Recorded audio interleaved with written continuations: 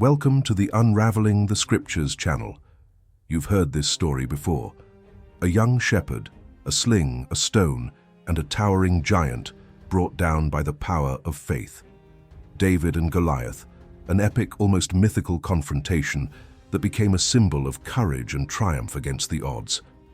But what if I told you that Goliath's death was just the beginning of something far greater and far more sinister?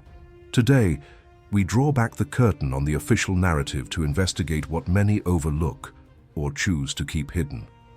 Everyone knows Goliath, the towering warrior from Gath in Philistia. But few realize that he wasn't alone. He belonged to a lineage. Yes, Goliath had brothers, 5 in total. And their stories are fragmented, buried between the lines of scripture, scattered like pieces of an ancient puzzle. Who were these giants? Where did they come from? And why were their existences so carefully downplayed over the centuries? In this new video in our series dedicated to the giants of the Bible, we'll dive deep into little explored territory. We'll trace the origins of these beings, follow the faint echoes of their forgotten names, their feared exploits, and the cities that once harbored them. What you're about to uncover may forever change the way you read the Holy Scriptures.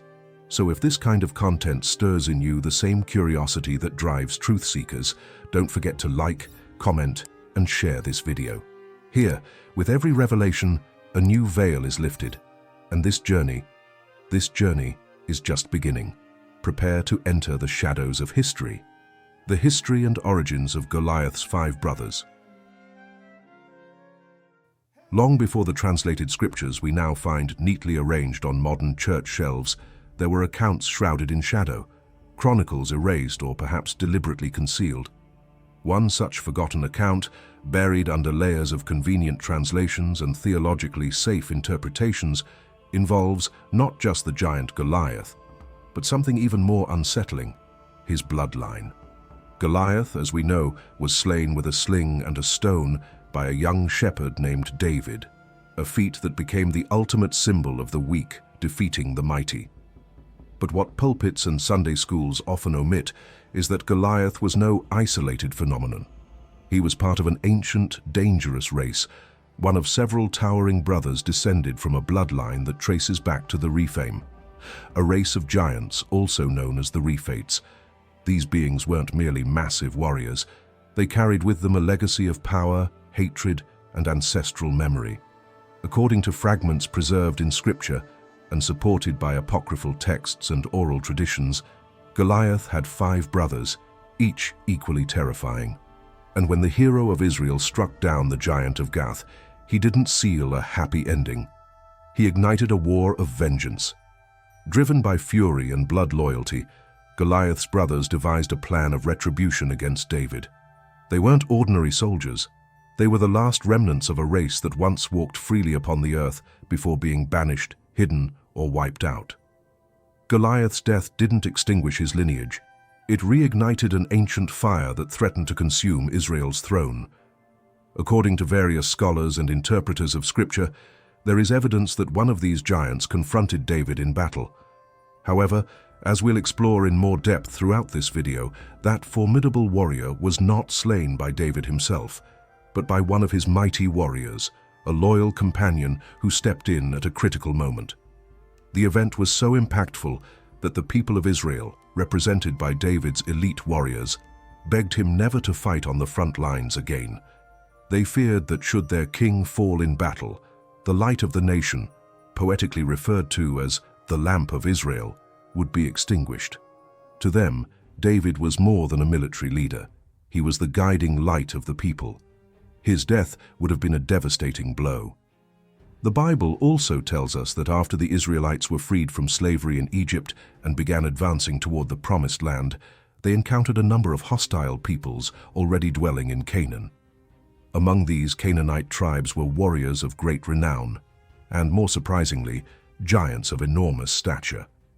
According to the accounts, these colossal beings stood between 10 to 15 feet tall, approximately 3 to 4.5 meters, with bodies as wide as 6.5 feet, about 2.5 meters, 2 meters. They weren't just tall, they were immensely broad and strong, resembling walking mountains in human form. One of the most astonishing examples is King Og of Bashan. According to biblical records, his height reached up to 15 feet, and his width was equally imposing. His body was so disproportionately large that he slept in a massive iron bed, custom-made to bear the weight of his gigantic frame. Og wasn't merely seen as a man, but rather as a near-mythical figure, something we might today associate with a monster of legendary proportions.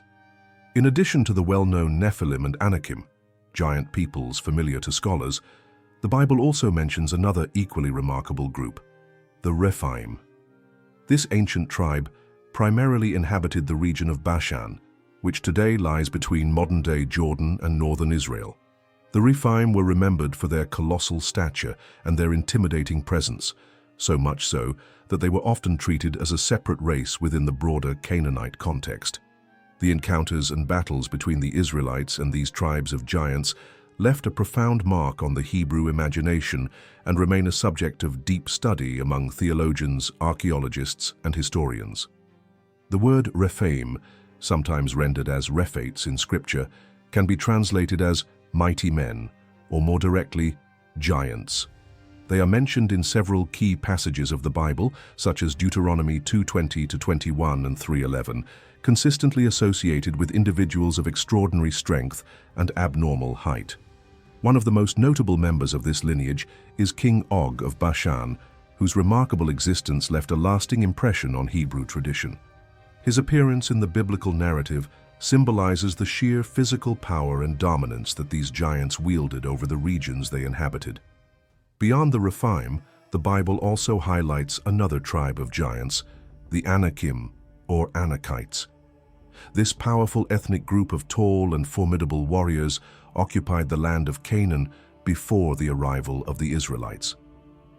In Numbers 13:33, when the Hebrew spies returned from their mission to scout the Promised Land, they reported in fear that they had seen the sons of Anak, men so gigantic that the Israelites felt like grasshoppers in comparison.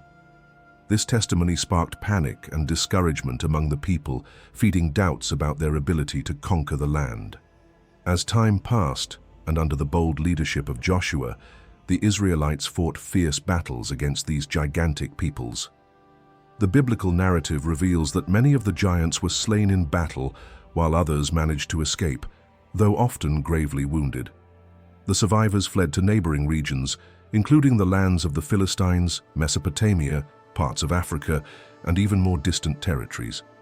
This wave of migration contributed to the rise of numerous legends about giants in different corners of the world.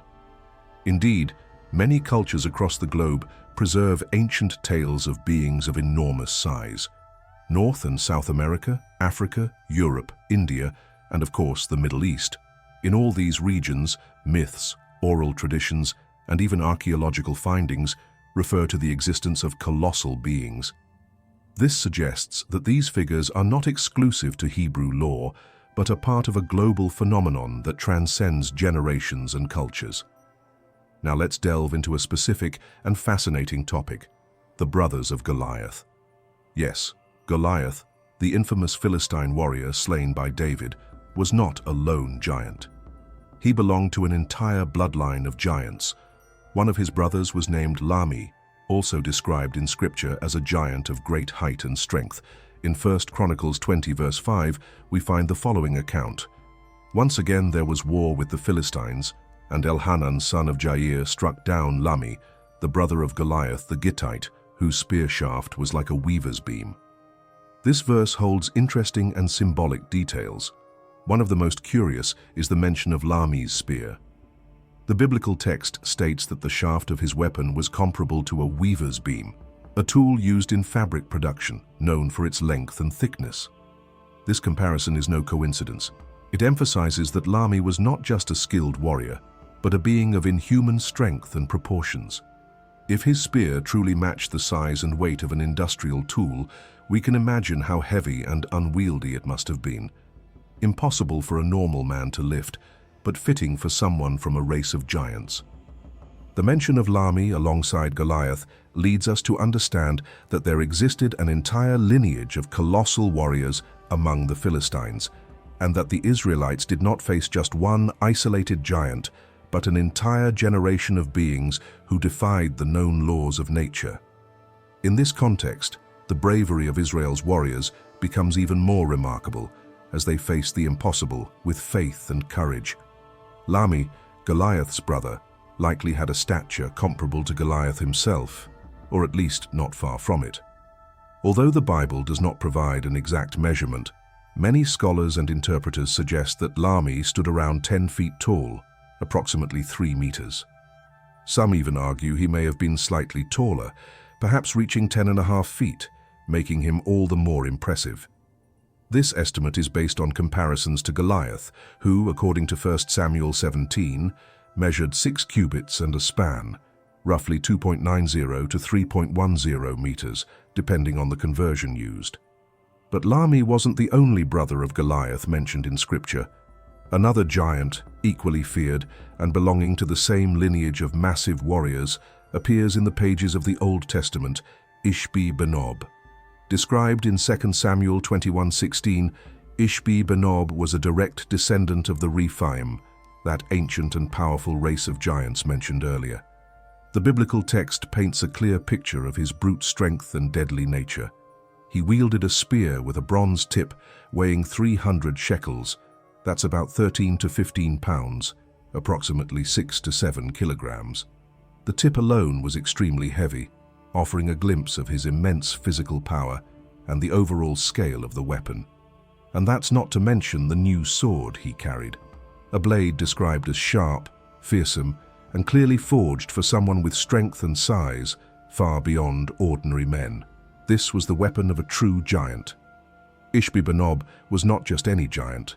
He posed a direct threat to King David's life.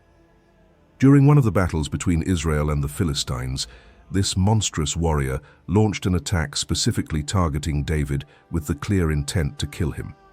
The passage makes it clear that David, weary and exhausted from years of battle, was in a vulnerable state. It was in this critical moment that Abishai, son of Zeruiah and David's nephew, stepped in. With valor and loyalty, Abishai fought Ishbi-Benob, killed him, and saved David's life, securing yet another victory for Israel. This episode is especially significant for a few reasons. First, it reveals that David, though still a seasoned warrior, was beginning to feel the toll of age and relentless warfare. His physical exhaustion prevented him from confronting the danger on his own, something rare in his military career. Second, it highlights the importance of David's mighty men, such as Abishai, who not only fought alongside the king, but were ready to defend him with their lives. The confrontation with Ishbi-Benob also reinforces the idea that these giants were not ordinary enemies. Their weapons, their strength, and their sheer size placed them in a class of their own. Considering the size of his spear and sword, it is reasonable to estimate that Ishbi-Benob stood between 9 and 10 feet tall, and possibly even taller, somewhere between 2.70 and 3 meters. His presence on the battlefield was undeniably terrifying. This is yet another clear example of how the Israelites, under the leadership of David and his mighty warriors, faced adversaries that were not just powerful, but nearly mythical. Israel's survival against such threats speaks not only to military strategy and courage, but to the unshakable faith of a people who believed they were fighting under divine guidance and protection.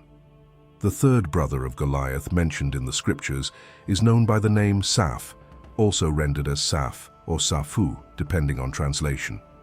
Like his brothers, he belonged to the fearsome and powerful race of the Rephaim, the giants referenced in multiple Old Testament passages. In 2 Samuel 21:18, we read of yet another battle between the Israelites and the Philistines. In this conflict, one of David's warriors, Sibbecai the Hushathite, confronted and defeated Saph, another direct descendant of the giant lineage that once terrorized the Promised Land. Though the biblical text does not specify his exact height, scholars and researchers estimate that Saph was of similar stature to Goliath, somewhere between 9 and 10 feet tall, approximately 2.70 to 3 meters. This estimate is based on the general physical characteristics described in relation to others of his race and the size of the weapons they wielded. Like the other Rephaim, Saph was more than a warrior. He was a terrifying presence on the battlefield, both because of his size and his sheer brutality. And it doesn't stop there. In 2 Samuel 21:19, yet another giant emerges in the ongoing wars between Israel and the Philistines. This warrior is described as Goliath the Gittite, which naturally causes confusion for first-time readers. After all, wasn't Goliath already defeated by David? The answer lies in understanding the distinction between names and origins. This is not the same Goliath that faced David, but another warrior of the same race, also from the city of Gath, or Gate, which explains the shared name. Goliath may have been a common name or title among warriors of that region. The verse reads, "There was again war with the Philistines at Gob, and Elhanan, the son of Jare-Oregim, the Bethlehemite, struck down Goliath the Gittite, whose spear shaft was like a weaver's beam." Once again, the mention of a spear shaft, like a weaver's beam, reinforces the image of a massive, heavy weapon, one that could only be wielded by someone of extraordinary size and strength. It's likely this Goliath also stood around 10 feet tall, placing him in the same physical and mythic category as his counterparts. And then we arrive at one of the most striking giants mentioned in the Bible. Though his name is never given, his description is among the most unforgettable. In 2 Samuel 21:20, we are introduced to a giant who stood out not only because of his height, but because of his physical appearance. The text says, "There was war again at Gath, where there was a man of great stature who had 6 fingers on each hand and 6 toes on each foot, 24 in total. And he also was descended from the Rephaim." This detail not only highlights his towering presence, but also a rare and intimidating physical trait: polydactyly, the presence of 6 fingers and 6 toes. This striking anomaly would have caused awe and fear among those who saw him, reinforcing his monstrous and otherworldly image. It's quite plausible that this unnamed giant, because of his unique physical features and the vividness of his description, may have been the largest and most fearsome of all the giants mentioned during King David's time, possibly even surpassing Goliath and his brothers. His lineage, once again, is traced back to the Rephaim, a people who, as we've explored throughout this video, frequently appear in Scripture as symbols of supernatural strength and real threats to Israel's survival. Had you heard about Goliath's brothers before? Did you know there were so many giants mentioned in the Bible? If this was new to you, let us know in the comments below. And if you were already familiar with these stories, share your thoughts. Which of these giants stood out the most to you? Was it the mysterious warrior with 24 fingers and toes, Lahmi, Goliath's direct brother? Or maybe Ishbi-Benob, the giant who almost killed King David? Don't forget to subscribe to the channel, click the bell to get notified, and leave a like if you enjoyed this content. That really helps our work and motivates us to keep bringing you more curious and mysterious stories from the Scriptures. This was another episode of our special series on the giants of the Bible. May God bless you, and see you soon.